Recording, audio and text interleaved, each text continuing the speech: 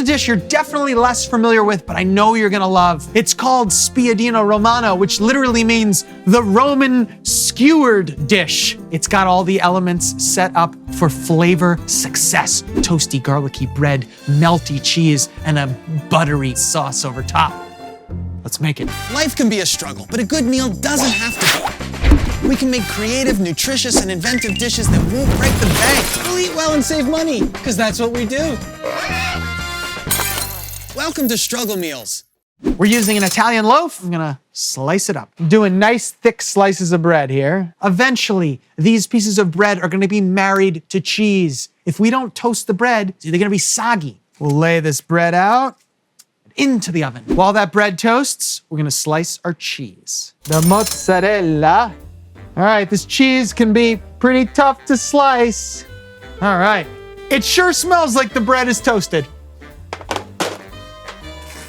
That's what we're looking for, some crispiness. Now we've got a rough surface, and that means we can rub raw garlic all over it. Perfection. We'll go bread, cheese, bread, cheese, bread, cheese. All right, this is a skewer, and we're gonna do two. So we'll go one off to the side. Boom, boom.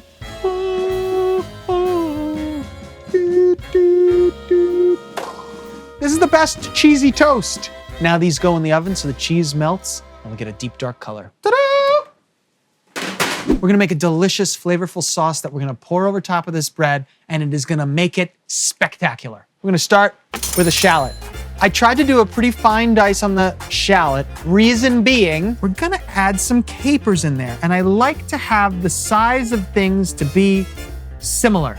All right, we're putting some butter into a nice pan. While that butter melts, we're gonna come in with some anchovies. Now, anchovies are the secret ingredient in the Italian grandma kitchen. We're just gonna let them melt right into the butter, and they're gonna give us saltiness and umami. And if you get the quantity right, no one will even know that they're there. So I just like to take the end of a wooden spoon and literally just kind of like jackhammer right into it. I mean, these have been on the heat for 30 seconds and they're falling apart already. Let's add our shallots into this flavorful butter.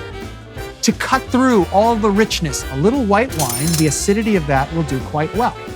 Bring this up to a simmer, burn off that alcohol. All right, we're gonna hit it with some chicken stock, more salt, more flavor.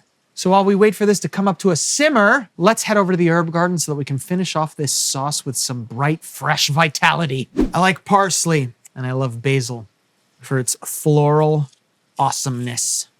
Yum. Got these herbs here. We'll go with the parsley right into our little basil boat.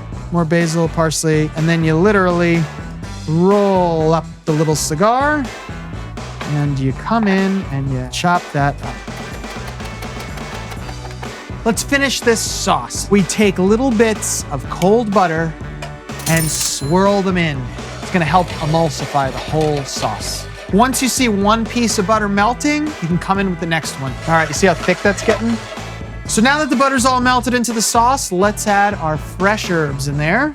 Capers are salt, little buds of flavor. All right, we'll mix that around. We have arrived, or as the Romans would say, siamo arrivati.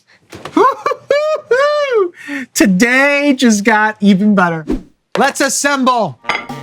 It smells fantastic. Here's how you serve it. You come in with your sauce. You're gonna pour it right over top.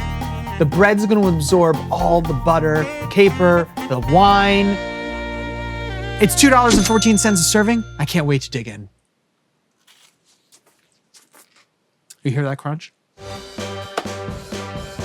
This is delicious. I mean, the first thing you taste is the spice of that raw garlic that's rubbed all over the bread, and it's softened by the melted cheese. But it's nothing until we get to the sauce. That butter sauce is all absorbed into the bread, and yet the bread is still crunchy.